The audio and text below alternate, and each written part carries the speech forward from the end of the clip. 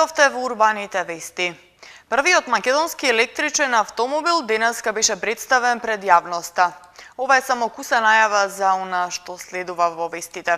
Останете со нас, почнуваме веднаш по генералната најава. Владата одлучи. Новиот клинички центар ќе се гради во Ѓорче Петров. Поништен тендерот за нова сообраќајница и тунели за растаретување на метажот во Скопје. Фиќо со електричен мотор, единствен модел направен во Македонија. Државна изборна комисија. Граѓаните до петок да ги подигнат изготвените лични документи од МВР.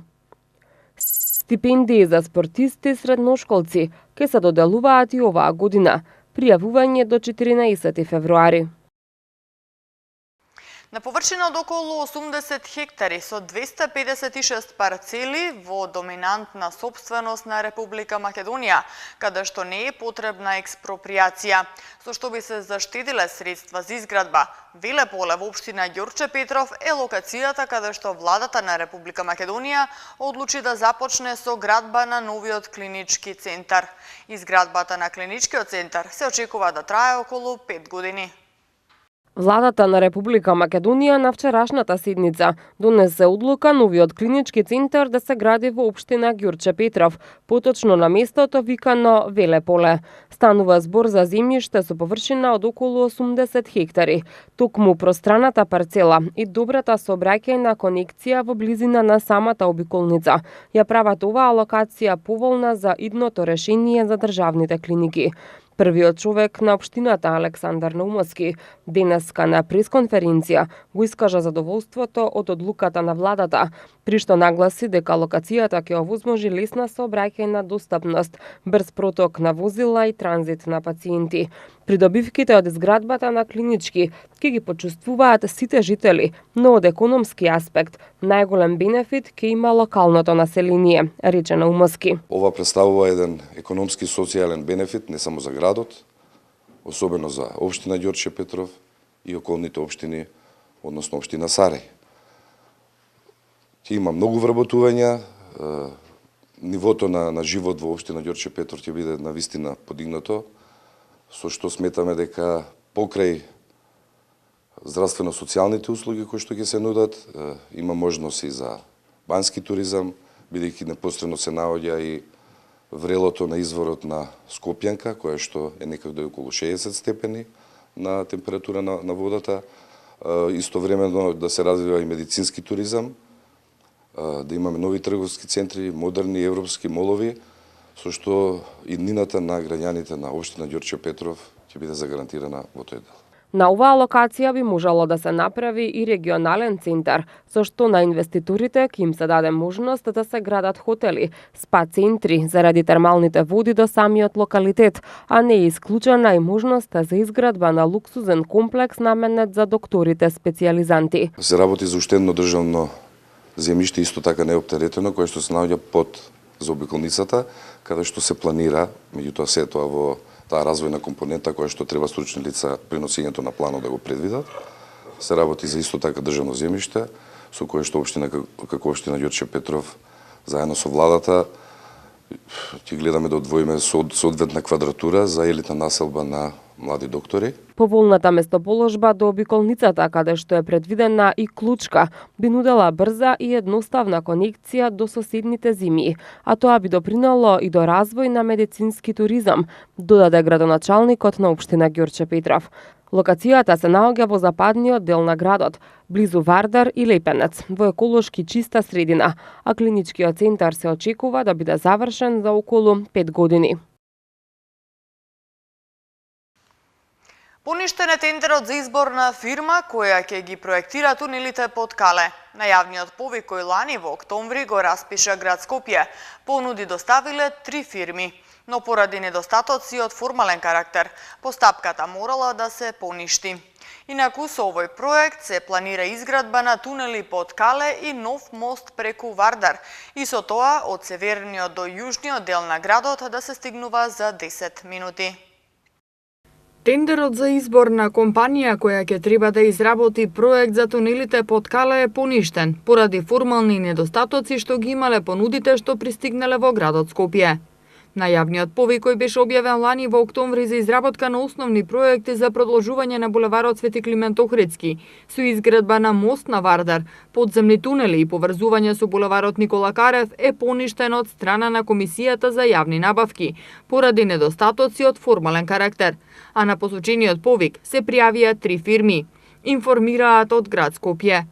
Тендерот за изработка на основниот проект и на измените и дополнувањата на проектот за инфраструктура на идната скопска сообраќајница беше распишан лани есента, а заврши на средината на јануари. Основниот проект по кој ќе се градеа тунелите требаше да биде готов за 8 до 10 месеци, најдоцна до септември годинава. Проектот Тунели под Кале ќе вклучува изградба на нова сообраќајница која ќе ги поврзе општините Центар и Чаир преку продолжување на булеварот Свети Климент Охридски со мост и вијадукт над реката Вардар и тунел под Скопското Кале кон Пластичарска улица. Со новото сообраќајно решение на град Скопје се предвидува од северниот до јужниот дел на главниот град да се стигнува за 10 минути и ќе се намали сообраќајниот метеж на мостот Гоце Делчев, каде дневно поминуваат до 90.000 возила. Целта на град Скопје е со овој проект да се поврзе булеварот Свети Климент Охридски со Пластичарска улица во Чаир. Булеварот ќе биде издигнат во висина од 6 до 9 метри.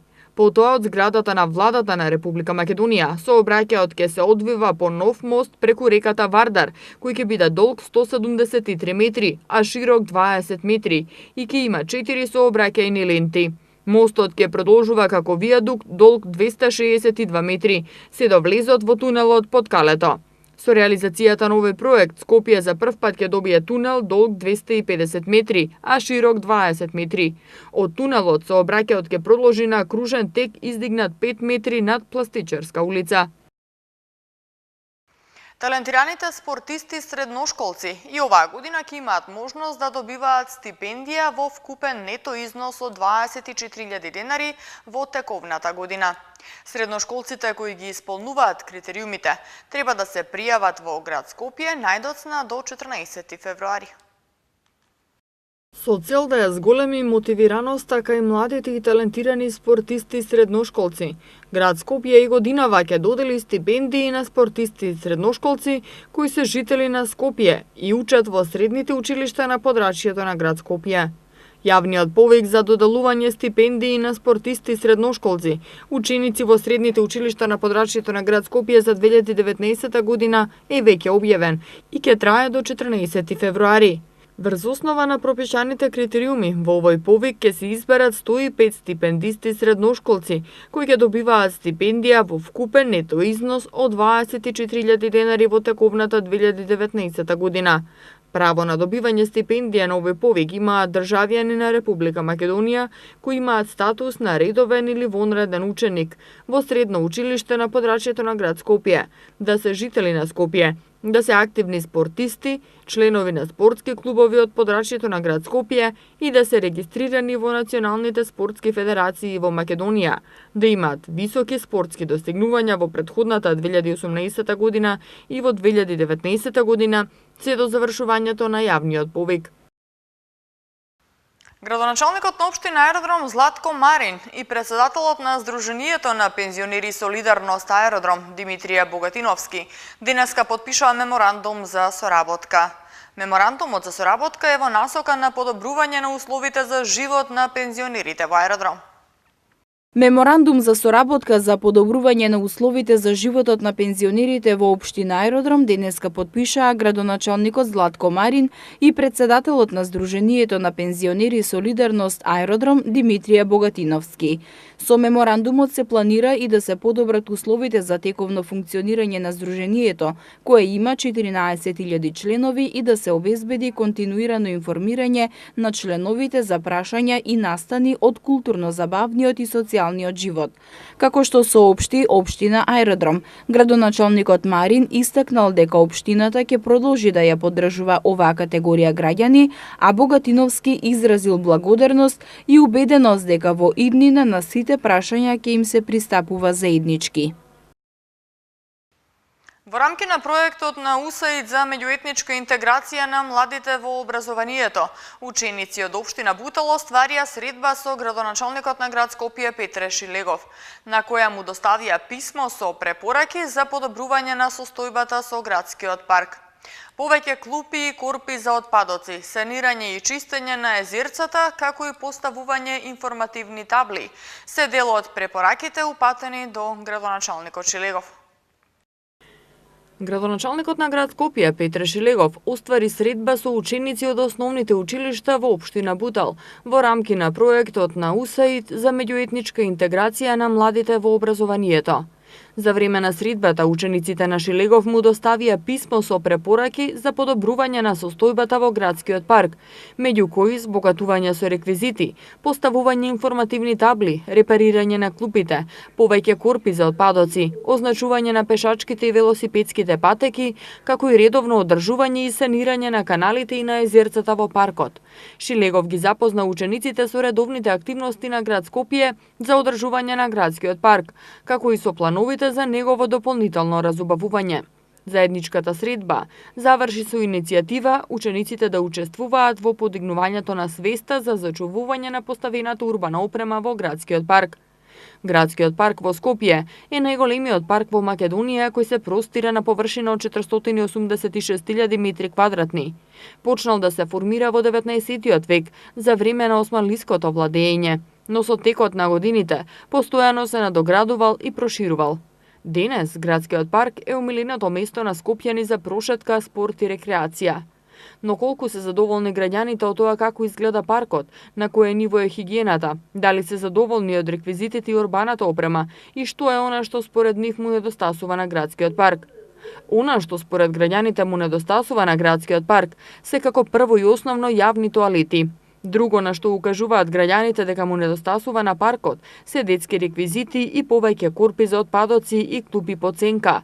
Од град Скопје пак информираат дека редовно ги одржуваат содржините кои се наоѓаат во рамки на градскиот парк.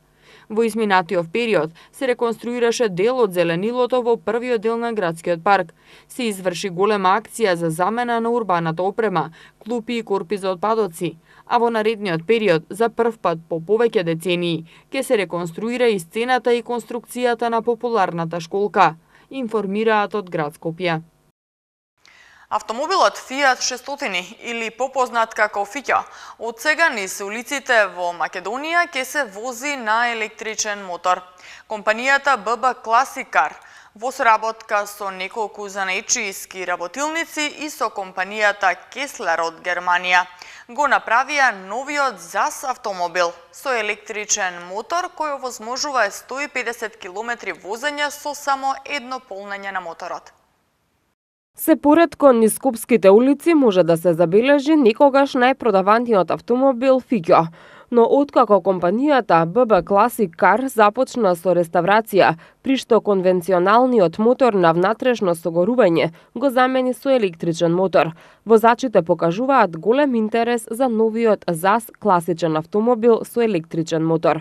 Како што информираше Ален Јегени од BB Classic Car, купувачите ќе имаат можност да изберат помеѓу 4 видови на ЗАЗ автомобили, и тоа основниот модел кој достигнува брзина од 145 км на час, градски модел со спортски карактеристики кој достигнува брзина од 170 км на час и два спортски модела кои може да се движат со брзина од 190 односно 200 км на час. Со едно полнење на моторот може да се поминат 150 км. BB Classic Cars својата историја ја започна како фирма специализирање за реставрација на класични автомобили, па така често и токму ова Фиќо беше возило на кое е работено и кај што се случи на целосната реставрирана основа да поставиме електричен мотор со сите останати компоненти, контролери, конвертори, полњач батерии. Така е создаден ЗАЗ G20, комплетно електрично возило. Основниот модел ги има следниве карактеристики, а тоа е асинхрон електричен мотор со мокненост од 20 кВт, потврдено од најбезбедни суви батерии LiFePO, со најголем степен на одржливост на сите досега применети батерии кај електрични автомобили. Инсталираниот капацитет на батериите е 10,2 кВт часа, со номинална сила од 102 вати, а инсталираниот капацитет на полнење од 3 киловати. Тоа го означува и времето на полнење од 0 до 100% кој изнесува 3,5 часа. Силата на моторот и на инсталираниот капацитет на батериите обезбедува забрзување од 0 до 100 за само 10 секунди. Максималната брзина на ова возило е 145 км. Со едно полнење може да се поминат 150 км. Електричниот автомобил ЗАЗ е направен во соработка со повеќе за најчески работилници од Скопје, но процесот на производство е потпомогнат и од германската компанија Кеслер, од каде што денеска потврдија дека електричниот мотор има значително подолг век на траење, за разлика од конвенционалните мотори, и со него може да се поминат 1 милион километри, без да се појави потреба од никаква интервенција. Земја како што е Македонија, да доаѓаат вакви идеи и вакви иновативни решенија, дефинитивно е изненадување и за германската Кеслер. Дефинитивно би рекол дека задоволството од овој проект е големо на двете страни и овој проект е практично плод на заедничката соработка со BB Classic Cars и е еден од производите кои што Кеслер ги има во своето портфолио на електромобилност. Покрај автентичноста, возењето на новиот ЗАЗ автомобил ќе ви овозможи и поголема заштеда, а со користење на електрично возило ќе дадете и свој придонес за намалување на аерозагадувањето. Основниот модел на електричното Фиќо или ЗАЗ автомобилот ќе ве чини 20.000 евра. Град Скопје ги повикува сите заинтересирани установи од областа на културата, здруженија на граѓани и фондации, како и други правни лица што вршат дејности од оваа област, согласно Законот за култура, да аплицираат на распишаниот јавен повик за финансирање проекти и активности од областа на културата од интерес на град Скопје.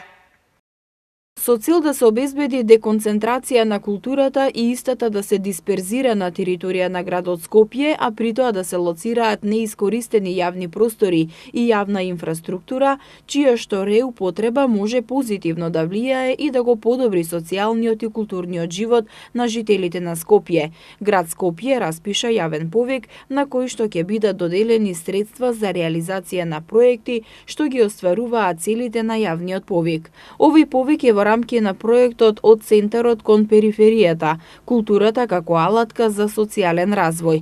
Проектот ќе се реализира во текот на 2019 година на отворени јавни простори и површини, како и во административни објекти што се во јавна надлежност, местни заедници, домови на култура и слично. Средствата за оваа намена се предвидени во буџетот на град Скопје за 2019 година, а јавниот повик ќе трае до 5 март 2019 година. Една од целите и приоритетите на проектот е предложените проектни активности да вклучуваат интерактивност со локалното население, со кое ќе се дефинираат културните потреби и активности, а се препорачува и вклучување на припадниците на социјалните ранливи групи и малцинства, припадници на етничките заедници, деца и ученици кои што живеат во околината, со вклучување на родова компонента и родово избалансирани активности. Еден ваков пример е изложбата на скулптури на праисториски животни од отпадно железо во природна големина од Андреј Миневски, која пред неполн месец беше поставена во паркот Методија Антонов Ченто. Државната изборна комисија апелира граѓаните до петок да ги подигнат изготвените лични документи од МВР. Во спротивно, нема да бидат запишани во изводите од избирачкиот список. Избирачкиот список за председателските избори ќе биде ставен на јавен увид најдоцна 15 дена по распишувањето на изборите, а граѓаните ќе имаат 20 дена за увид во избирачкиот список. Државната изборна комисија во пресрет на предстојните редовни председателски избори во 2019 година веќе има изготвено детален оперативен план, а усвоени се најголем бројот подзаконските акти што се потребни за спроведување на изборите. Ако се донесе одлука за распишување пред времени парламентарни избори, ДИК е подготвена и за тоа, бидејќи има претходни искуства за спроведување на два изборни процеси паралелно. Избирачкиот список за председателските избори ќе биде ставен на јавен увид најдоцна 15 дена по распишувањето на изборите. И во период од 20 дена за увид, граѓаните ќе имаат време да видат дали се запишани, и тоа дали се запишани со точни податоци и да поднесат, ако има потреба, соодветни барања до подрачните одделенија и канцеларии на ДИК. Државната изборна комисија ги повикува сите граѓани кои сакаат да го остварат своето избирачко право на предстојните председателски избори, да ги подигнат изготвените документи од управните служби на МВР. Апелира тоа да го направат најдоцна до петок 8 февруари. Доколку не ги подигнат своите документи, овие граѓани нема да бидат запишани во изводите од избирачкиот список што ќе бидат ставени на увид за предстојните председателски избори. За денот на влюбените 14 февруари, Македонската филхармонија ќе одржи концерт насловен Моја љубов, на кој ќе бидат изведени вечните инструментални и вокални композиции од познати филмови. Популарни музички теми, инструментални и вокални композиции од познати филмови ќе бидат на програмата на концертот што Македонската филхармонија ќе го одржи на 14 февруари за денот на влюбените насловен Моја љубов. Оркестарот ќе го води диригентот Боријан Цанев, а композиторот Владимир Николов специјално за концертот направи оригинални оркестрации. Љубителите на добрата музика ќе имаат можност да ги слушнат вечните композиции од познати изведувачи. Солисти ќе бидат Огнен Анастасовски, Светлана Јовановска и Надежда Рубен, Трајче Велков на труба и Иван Иванов саксофон. Музиката ќе биде збогатена со танц и кореографија на Ивана Коцевска и Јована Зајкова и со уникатен светлосен дизајн. Во следните денови времето ќе биде стабилно со пониски утрински температури, а дневните ќе бидат во постепен пораст. Во Скопје утре температурата ќе достигне 9 степени. В петок температурата ќе се движи од 0 до 9, сабота од -2 до 10 и недела од -1 до 12 степени. Тука е крајот на вестите. Јас ви благодарам на вниманието, а повеќе информации секако може да најдете на нашата веб страна mtm.mk и следете на социјалните мрежи Facebook, Twitter и на YouTube. Пријатно!